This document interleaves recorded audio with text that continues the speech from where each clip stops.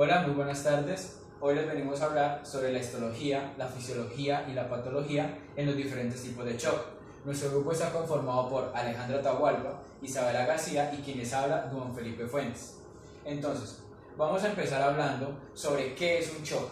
Entonces tenemos que un shock es el estado de hipoperfusión tisular producido en una disfunción y muerte celular de diferentes tipos de órganos debido a múltiples factores desencadenantes de este.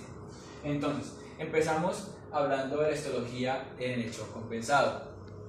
El shock compensado es cuando se activan unos mecanismos de compensación como las catecolaminas y el sistema renina-angiotensina-aldosterona. Al activarse estos mecanismos de compensación van a generar que aumente de frecuencia cardíaca y que se produzca tanto como vasodilatación o vasoconstricción en los diferentes tipos de arterias. Tenemos dos tipos de arterias en estas placas histológicas. Aquí tenemos unas arterias musculares y aquí tenemos unas arterias elásticas. Cada una de ellas cuenta con unas partes. Tenemos que las arterias musculares tenemos una túnica íntima, una túnica media y una túnica adventicia, siendo la adventicia la más superficial de esta. En un shock compensado y al activarse en estos mecanismos de compensación, la túnica media o muscular va a tender a engrosarse, lo cual va a hacer que se cierre la luz del vaso, provocando un mayor flujo sanguíneo como mecanismo de compensación a la falta de oxígeno. Y va a aumentar también la frecuencia cardíaca hacia este. En el siguiente shock que le vamos a hablar es el shock hipotensivo. Este shock se desencadena gracias a que los mecanismos de compensación tienen un fallo, es decir, no hay catecolaminas, no hay sistema renina-angiotensina-aldosterona, por lo cual este shock hipotensivo se caracteriza porque la persona tiene una tonalidad pálida hacia sus extremidades, lo cual se va a ver más o menos ictérica. Entonces, ¿qué va a suceder en este? Al no haber un mecanismo de compensación, no va a haber que aumente el flujo sanguíneo o que ayude para que llegue la perfusión hacia todos los tejidos. Podemos ver que aquí en esta placa histológica tenemos las arterias y las arteriolas, que como bien sabemos son las más lejanas o más pequeñas. Entonces lo que va a ocurrir en va a ser que estas células del endotelio y su capa muscular de estas arterias o arteriolas van a disminuir también su diámetro casi hasta que su perfusión sea nula. Es por ello que las extremidades se van a ver pálidas y su flujo sanguíneo, al hacerse el examen de riego sanguíneo de las extremidades, no va a ser muy lenta. En el siguiente shock que le vamos a hablar va a ser el shock hipovolémico. Este shock hipovolémico va a estar dado por una hemorragia, ya sea externa o interna, de causa externa o interna. En este va a haber una rotura del vaso sanguíneo, por el cual el flujo sanguíneo que está transcurriendo por este vaso va a irse hacia el intersticio o en el caso de ser una rotura externa, entonces va a irse hacia el exterior, lo cual va a hacer que perdamos una gran cantidad de eritrocitos y por lo consiguiente estaremos perdiendo cantidades de oxígeno, ya que pues, el oxígeno se almacena en los eritrocitos. Como mecanismo de compensación de este shock tenemos la coagulación dada por las plaquetas, es decir, apenas se rompe el endotelio, se van a activar los tromboxanos A2, el ADP y se va a desencadenar la cascada de coagulación, la vía intrínseca y la extrínseca, para poder crear un sistema de taponamiento. Pero en una rotura muy grande o de un vaso de gran calibre, como una arteria, ejemplo la carótida, este mecanismo de coagulación no va a ser suficiente para contrarrestar la pérdida sanguínea o la pérdida de oxígeno que se va en este. El siguiente shock hipovolémico del que vamos a hablar, va a ser el shock distributivo por sepsis. Es decir, cuando hablamos de un shock distributivo por sepsis hablamos de que es causado por un microorganismo, ejemplo un Staphylococcus aureus. Este va a liberar unas endotoxinas que va a hacer que afecte el sistema metabólico del cuerpo. Entonces va a afectar tanto como al citosol como a la mitocondria, haciendo que cree una normalización primeramente de un pH, haciendo que se eleve el sodio. Al elevarse el sodio va a crear una falla junto con la falla en la bomba de sodio, va a formar un sodio-calcio reverso, haciendo que haya una sobrecarga de calcio. Al haber una sobrecarga de calcio, va a hacer que acumulada en el retículo sarcoplásmico va a hacer que se active la contractibilidad del músculo. Si bien sabemos, la contractibilidad del músculo está dada principalmente por calcio y ATP, que viene sintetizado a través de la mitocondria y produciendo la activación contráctil, y por lo último generando una hipercontractura y una ruptura sarcolemal, es decir, se va a romper la fibra muscular, haciendo que haya una propagación célula a célula. Aquí tenemos tres placas histológicas en el cual nos muestran el tejido muscular cardíaco. Aquí tenemos un tejido muscular cardíaco sano, es decir, no ha sufrido ningún shock ni ha sufrido ninguna hipoperfusión. Podemos ver que sus células están muy bien distribuidas y alcanzamos a ver algunos discos intercalares. En esta placa histológica podemos ver un tejido cardíaco que ha sufrido hipoperfusión, es decir, podemos ver un tejido necrosado, donde vemos que la diferencia con este es muchísima, viendo que las fibras musculares están mucho más delgadas que las fibras normales y mucho más de color morado. Aquí podemos ver una parte de necrosis, y en esta también sería una micrografía del músculo cardíaco, también necrosado. Ahora hablaremos de histología en el shock anafiláctico. El shock anafiláctico está dado por una respuesta inmunológica a una alergia, ya sea por medicamentos o por algún alimento consumido por la persona. Una vez consumido un alimento o un medicamento del cual genere una alergia en esta persona, va a hacer que se active todo el mecanismo inmunológico, entre ellos liberando citocinas, haciendo que haya un proceso de inflamación. En este caso aquí tenemos una placa de tráquea. Entonces, a la persona ingerir este alérgeno va a hacer que se inflame la tráquea, va a hacer que este tejido muscular se amplíe debido a la inflamación y sus células también, haciendo que disminuya la luz de la tráquea, obstruyendo el paso de oxígeno en la inspiración de la persona. Si tenemos en cuenta que si hay una disminución de la inspiración de la persona, va a disminuir también la cantidad de oxígeno y por lo tanto también va a disminuir el intercambio gaseoso en el alveolo. Entonces, y asimismo también va a disminuir la expulsión de CO2, porque la persona no va a poder ni inspirar correctamente ni expirar correctamente.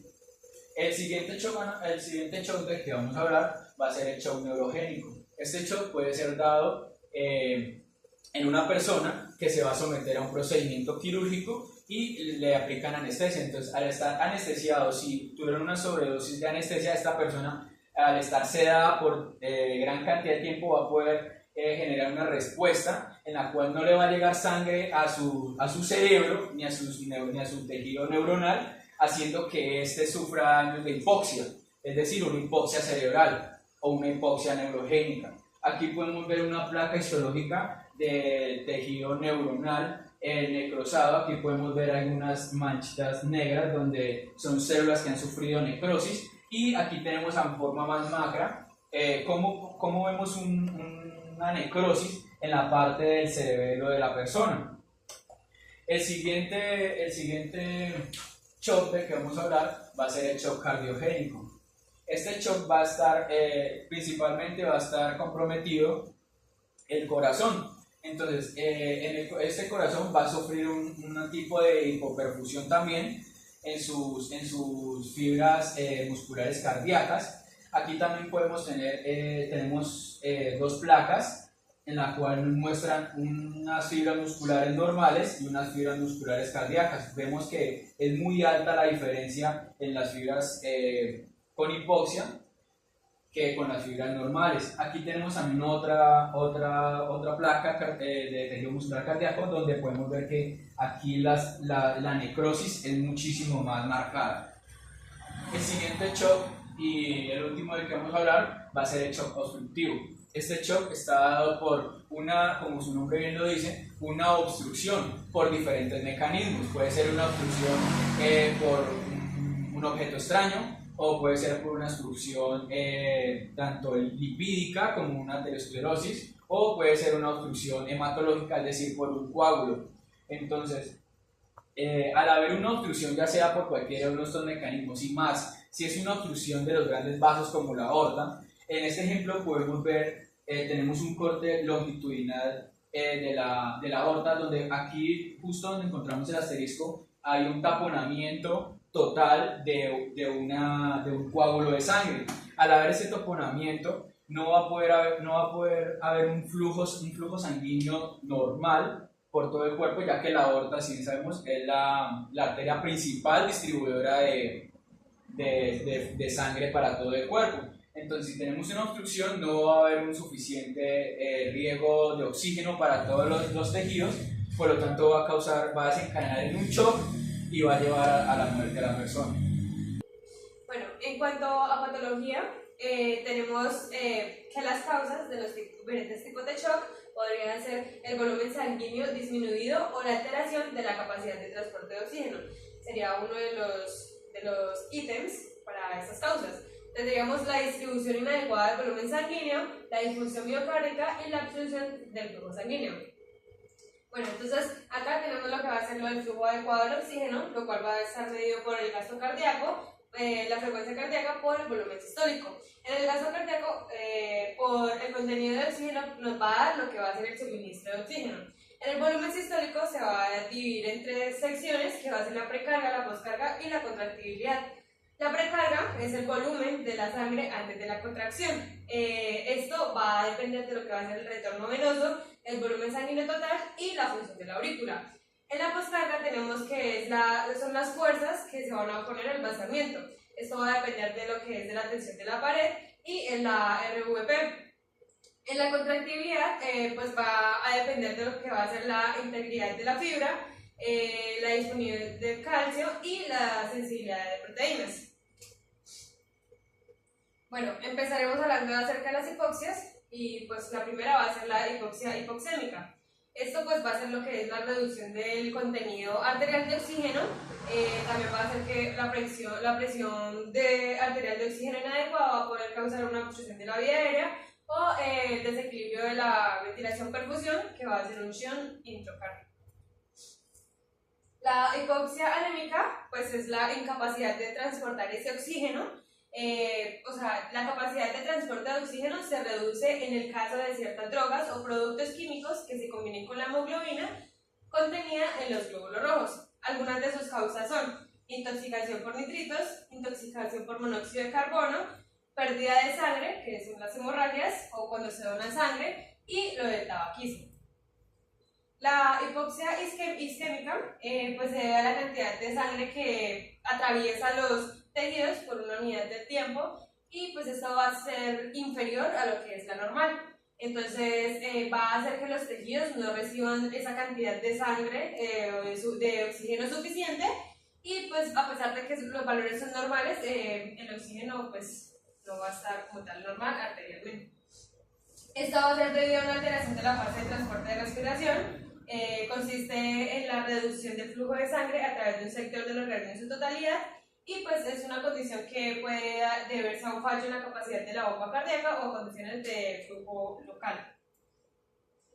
La hipoxia citotóxica se debe a una alteración de la fase de la utilización de la respiración, se produce por acción de distintas sustancias sobre el metabolismo celular y pues va a consistir en la incapacidad de las células para utilizar el oxígeno de forma adecuada. Algunas de sus causas pueden ser intoxicación etílica, intoxicación por drogas, intoxicación por monóxido de carbono y pues por algunos cianatos. Bueno, vamos a continuar con la fisiopatología del shock. Tenemos que tener claro pues, que existen como unos componentes esenciales y estos son los que van a encargarse de generar una respuesta final. Entonces tenemos en primer lugar el flujo sanguíneo o la cantidad de sangre que se conoce como volemia. Tenemos que, pues, requerimos de una bomba que se encarga pues, de impulsar o de inyectar esta sangre a los distintos tejidos y a los distintos órganos. Esta va a ser el corazón. Y también pues, tenemos unas resistencias vasculares que se encuentran antes como de ingresar al tejido y pues de encontrarse alteradas pueden generar este shock también. Entonces vamos a ver que alguna alteración de estos tres componentes va a causar un resultado final desastroso como es que la sangre no llegue en la cantidad y en la presión suficiente o adecuada a los órganos vitales. Con ello pues se genera como un estado de riesgo en cuanto a la parte fisiológica y a la viabilidad de estos órganos. Tenemos también pues que vamos a analizar como ciertas variables o como ciertos patrones, entonces tenemos el gasto cardíaco que en el shock se va a encontrar disminuido, compuesto por una precarga y una poscarga. Una precarga que se encuentra disminuida, también con una disminución del volumen intravascular. También vamos a ver que pues, en estos casos el volumen telediastólico se encuentra disminuido. Esta se encuentra asociada con el tono vascular, que en este caso pues, se va a encontrar perdido. Y usualmente eso ocurre, por ejemplo, en sepsis, que son cuando se generan una vasodilatación excesiva. También tenemos que ver con el retorno venoso, que pues, se puede ver alterado en patologías como el neumotórax a tensión. En cuanto a la poscarga, esta se va a encontrar aumentada, ya que va a disminuir la velocidad y el volumen de eyección, y una contractibilidad que puede ser variable o que en muchos casos se encuentra dependiente del calcio y del estado, por ende, electrolítico del paciente. A mayor calcio, pues vamos a tener mayor contractibilidad. En cuanto a la tensión arterial, tenemos que, bueno, un individuo puede presentar una disminución de la tensión arterial y con ello, pues, una disminución de la perfusión y a su vez una disminución del aporte de oxígeno a los tejidos. Si se genera esta disminución del aporte de oxígeno a los tejidos, vamos a ver que en el órgano se va a generar una alteración de las funciones celulares de los distintos órganos. Entonces, en una fase inicial podemos encontrar zonas hipoperfundidas y zonas hiperperfundidas, donde las zonas hiperperfundidas pues, van a tener este aporte de oxígeno como normal, mientras que las zonas hipoperfundidas van a tener como una tendencia a la apoptosis, ya que no tienen oxígeno y no pueden desempeñar sus funciones. Posteriormente esto se va volviendo más homogéneo y entonces el órgano va a empezar a entrar como en un proceso de apoptosis de las células y con ello pues un proceso de necrosis que va a causar una disfunción de ese órgano, pero eso pues es un problema que ocurre generalmente como de forma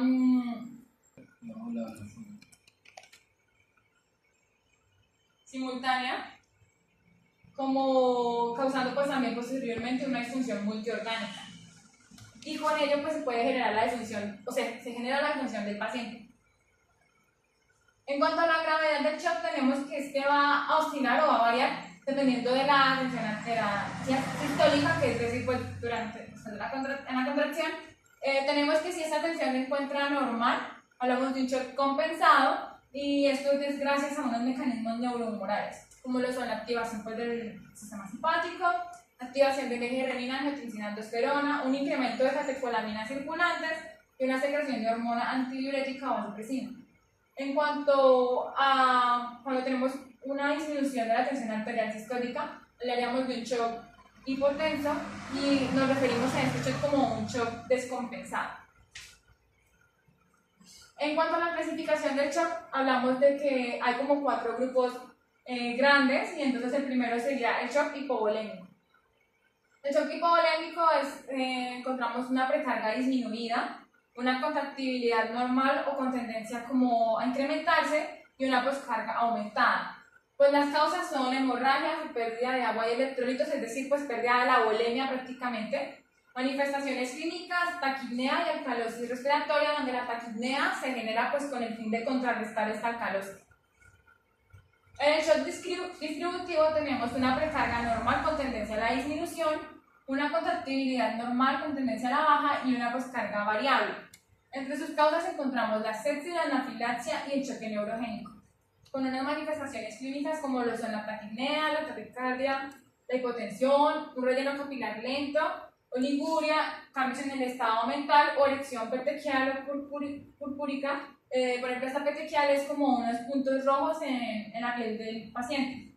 Entonces, en primer lugar, hablaríamos de un shock séptico, el cual es causado por un agente infeccioso. Este va a generar una liberación de mediadores inflamatorios que van a generar una vasodilatación y con ello un aumento de la permeabilidad. Entonces, esta vasodilatación, al generar aumento de la permeabilidad, pues lo que ocasiona es que las células del endotelio como que se separen de una forma bastante excesiva y en algunos casos puede causar incluso lesión endotelial. Por ende, es que se generan microembolizaciones, ya que con la lesión se va a generar o se va a incitar como a que se desarrolle el proceso de hemostasia y pues se pueden generar en estos casos algunos acúmulos de fibrina en estas zonas. Entonces esto es lo que causa la embolización. Entre sus manifestaciones clínicas tenemos alteración de la temperatura, ya que pues en algunos casos el paciente tiene fiebre y en otros no, taquicardia, leucocitosis, sepsis, insuficiencia respiratoria y disfunción cardiovascular. En cuanto al shock anafiláctico, tenemos que esta es una severa reacción anafiláctica, usualmente progresiva, en la que se produce una disminución de la presión arterial y pues la verdad se puede comprometer la vida del paciente. Entonces, entre sus causas tenemos que pueden ser alérgicas o no alérgicas. Hablamos de alérgicas, por ejemplo, medicamentos o algún insecto. Y pues, ¿qué caracteriza este shock? Una venodilatación, una vasodilatación, un aumento de la permeabilidad capilar y una vasoconstricción pulmonar. Entonces, en la vasoconstricción pulmonar vamos a ver que, por ejemplo, se puede generar incluso una afección de la ventilación del individuo. Como observamos en la imagen, pues no se genera ese intercambio gaseoso de la forma adecuada, pues debido a la constricción que hay en el vaso. Y entre sus manifestaciones clínicas, entonces encontraríamos ansiedad, náuseas, vómito, urticaria, angioedema, estridor y sibilancias causadas por este mismo agotamiento, por este mismo ahogo, y taquicardia e hipotensión.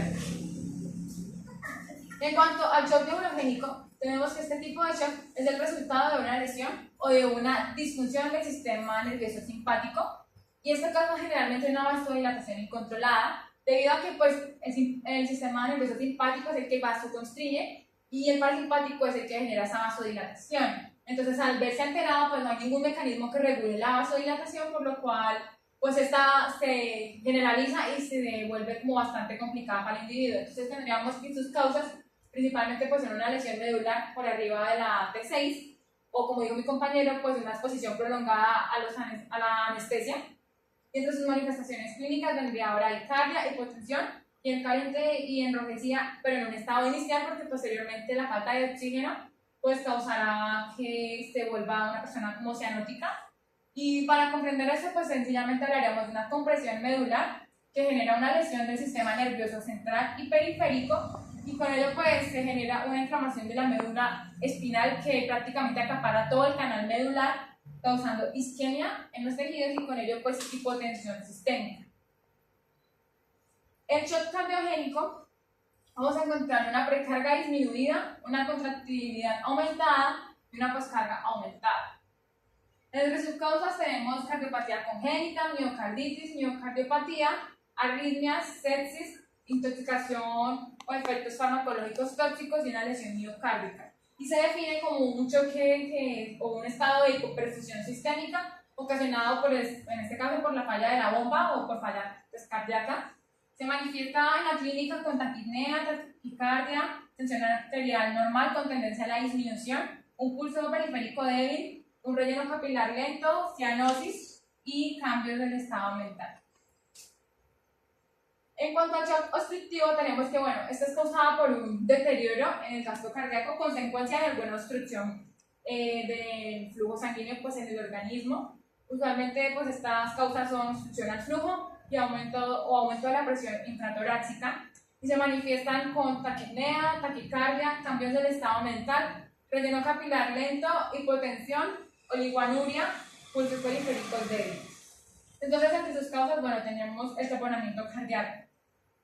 En este, pues, hay un aumento de la presión intrapericárdica. Esto disminuye el retorno venoso y con ello también, pues, el retorno pulmonar, y se genera una reducción del llenado ventricular y del gasto cardíaco.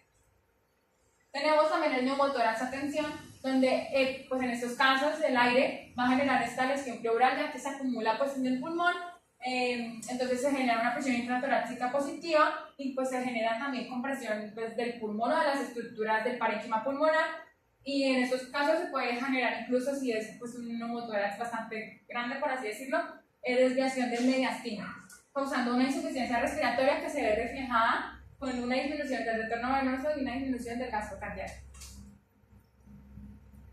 También tenemos la embolia pulmonar, la cual pues va a generar un desequilibrio tanto de la ventilación como de la perfusión. Esta pues genera una hipoxemia sistémica y un aumento de resistencias vasculares periféricas, en donde la insuficiencia cardíaca derecha va a generar una reducción del gasto cardíaco y el desplazamiento del tabique interventricular van a alterar el llenado ventricular izquierdo y disminuirán el gasto cardíaco, causando básicamente como a grandes rasgos una disminución del CO2 expirado.